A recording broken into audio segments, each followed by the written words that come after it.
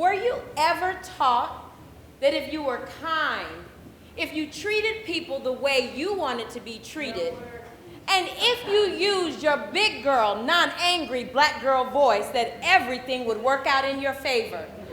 I don't know about you, but that's what I was taught, and that's what I believed. Until April 17th, 2017.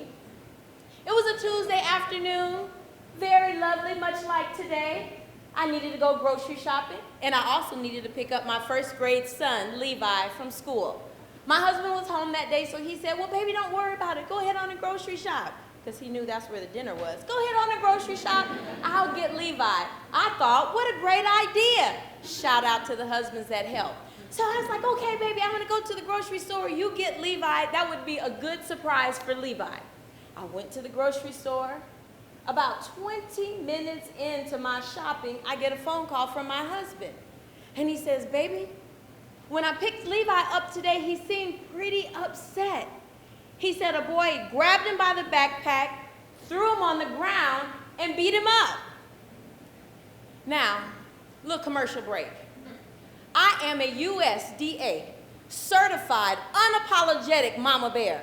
So when I heard beat him up, I just kind of snapped. I told my husband, baby, let me call you back. I need to call up to that school before they leave there for the rest of the day.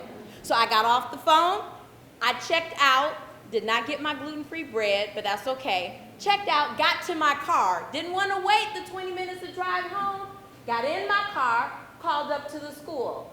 Ring, ring, says the school phone. Hello, this is the school receptionist. I said, hello, Miss Receptionist. This is Wendy Harmon. Levi is in first grade in Miss First Grade Teacher's class. And he had a little scuffle today, and I just wanted to talk with her about it.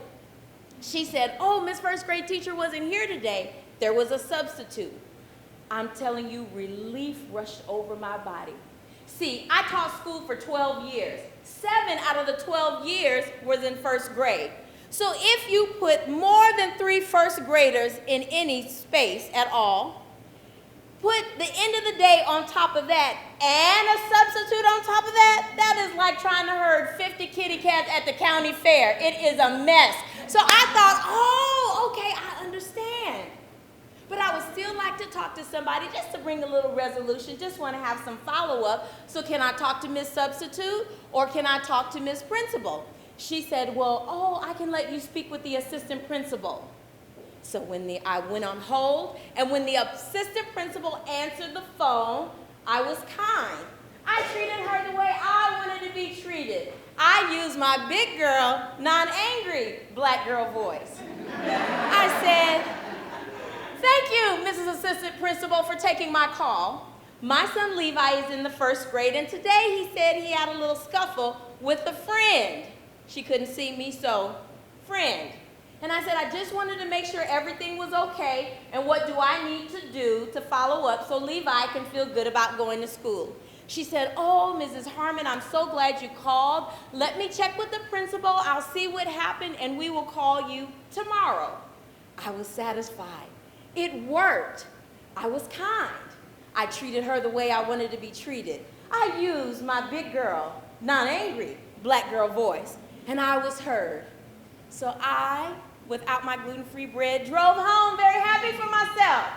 I get home, you know how we do, moms, with that first load when you can't even carry the keys. I get my groceries in the house, put them on the table, because I'm here and call Levi and his sister to come help me get these groceries out of the car, because I still don't have my gluten-free bread. So when I put the load on the table, I can hear my daughter coming down the stairs. She meets me in the kitchen. She's got tears in her eyes and her voice is quivering.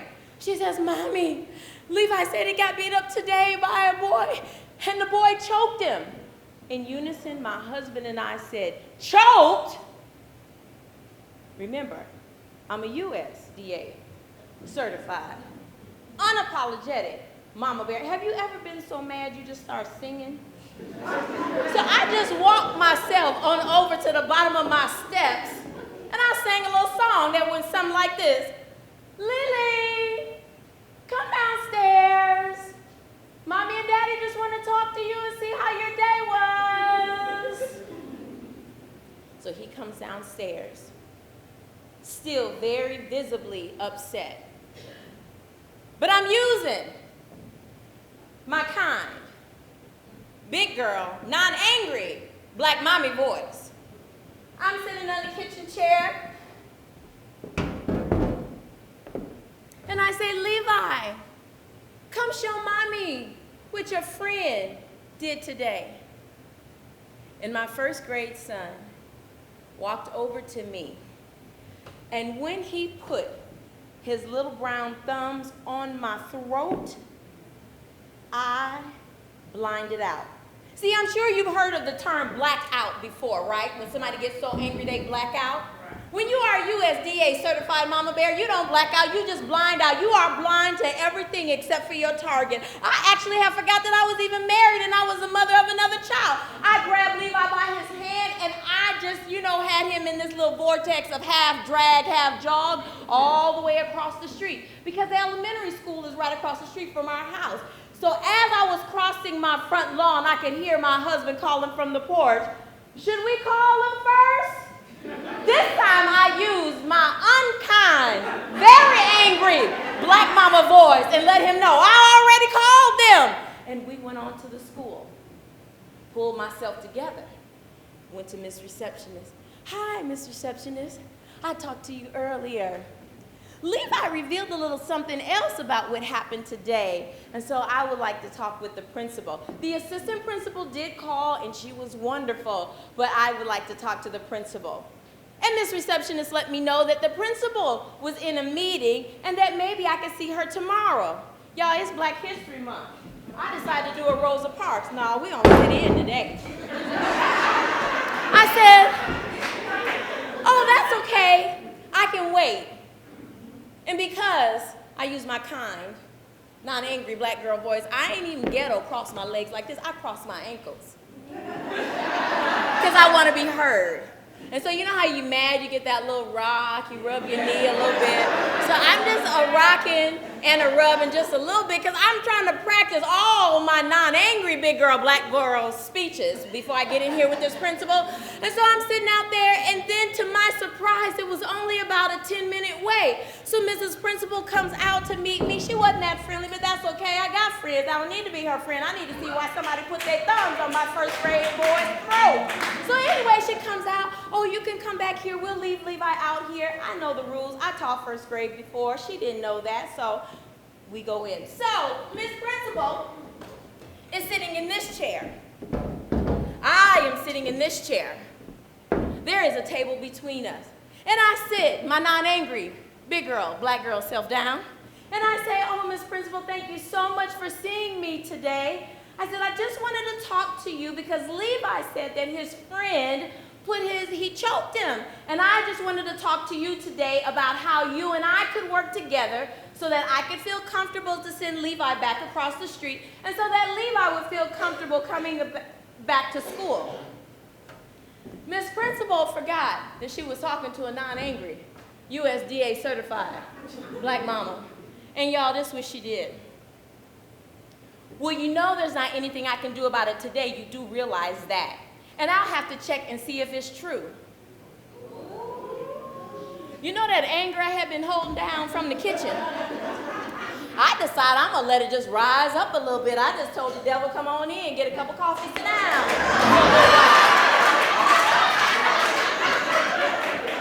See, I'm from the hood. And black girls know if you lean in, that means you want something.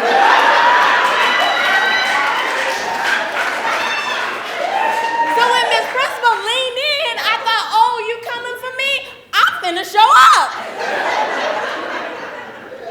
And as the anger is rising, because I have followed the 12 steps to being a non-angry black woman so I could be heard, and this chick done just leaned in on me about my first grade student. Now, furthermore, I volunteer at the school so I can place my children in a position of favor. My husband is a pastor, so I try to act right so that he's not shamed in all the city of Plano. And I respect public education because that's what I come from. It really works. It wasn't working for me this day, though. So when she leaned in like that, I told her, but you are doing what you can do because you've taken the time to listen to me. And, it's bubbling up. And I said, but I realize that my son's education and his safety are not priority to you.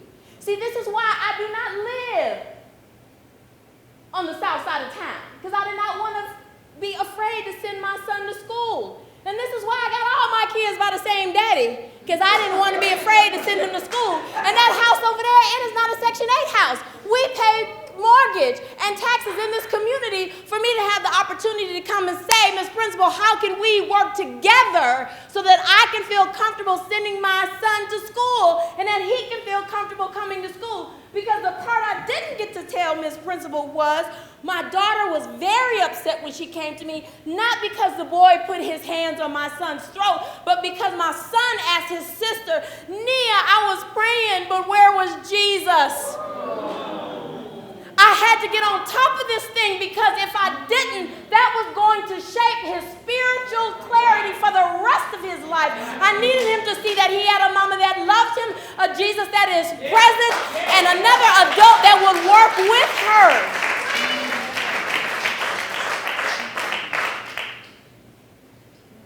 But she didn't bear that baby. She hadn't prayed those 6 years for him. She didn't sit in my shoes. So I stood up, and I mean tears, a little bit of snot coming down. And I told her, you have no idea of the terror I live in raising a brown boy in America. I raised my son to say, yes, ma'am, no, ma'am, please and thank you. I make sure that he respects authority. And all I asked you for today is how we could work together. But you have really helped me. You have helped me define the fact that my son's education can no longer be in your hands. I will go home across the street to my taxes paid house, and I will discuss with my husband what we need to do for my son's education, because you have no idea of the terror that I live in. And I grabbed Levi's arm. I said, thank you for your time. I did not even lift up my eyebrows because I wanted her to know that I was not happy, and I had reckoned out my angry black girl, but I was keeping my voice down. I grabbed Levi's hand and I walked across the street, dejected, rejected, feeling very miseducated. What happens when you follow the 12 steps to being a good, big girl, not angry, black woman, and you're still not heard? You know what you do? You discuss it with your husband. You stay up to 1:45 in the morning and write the superintendent a letter. You make a very great decision.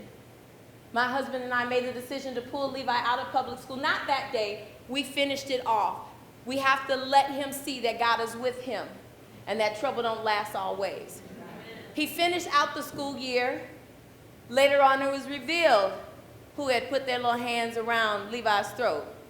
He was the cutest. You know them kids that just cute for no reason at all? Little mixed boy, mama brown, daddy white, just cute, just no teeth from here to here. You know he's in first grade, just cute. Then I felt a little bad because it was a black on black crime. My